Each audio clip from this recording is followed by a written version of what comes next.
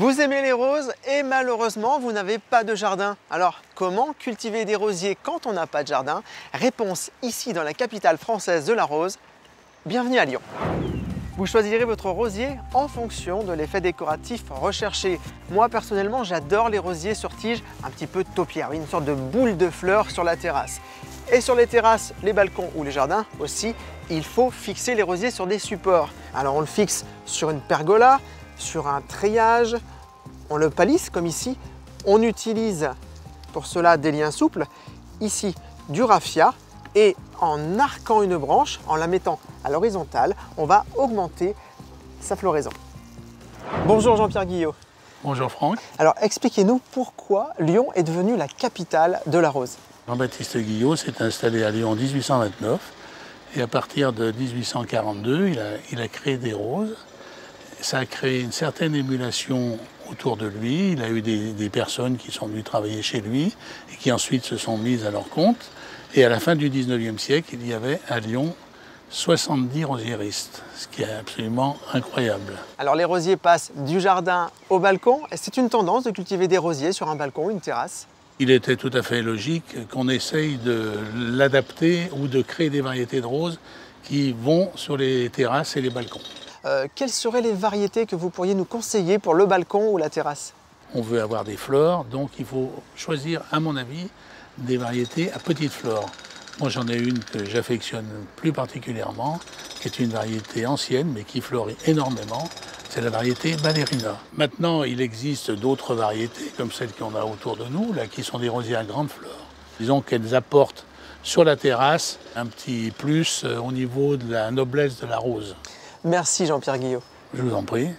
Pour cultiver un rosier sur votre balcon, je vous conseille un pot en terre cuite. C'est plus stable, c'est plus respirant, mais également très profond. Ça, c'est bon pour les racines des rosiers qui poussent en profondeur. On utilisera un drainant, ici des billes d'argile.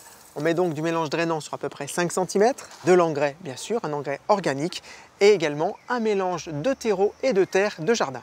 On incorpore l'engrais organique à notre mélange.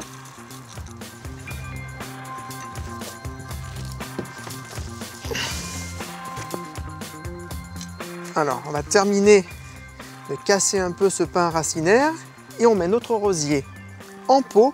Et là, deux écoles concernant le point de greffe, deux avis.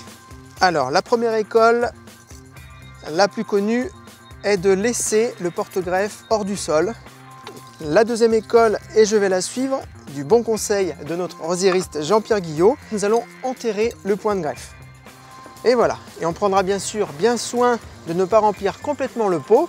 Il faut laisser une petite hauteur pour faire une cuvette d'arrosage.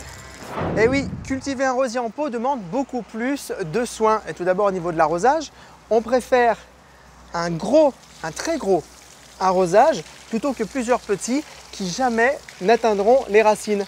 Et en hiver, on arrosera une fois par mois et bien sûr en orgel.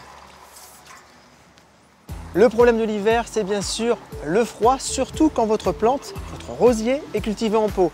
Pour la partie aérienne, pas de souci, on connaît bien le voile d'hivernage, mais le rosier au niveau des parties aériennes ne craint pas trop le froid. Ce sont surtout les racines, la partie vitale, qu'il vous faudra protéger avec des cartons, avec du papier bulle ou tout autre matériau, mais cela c'est très important et c'est à faire sans modération.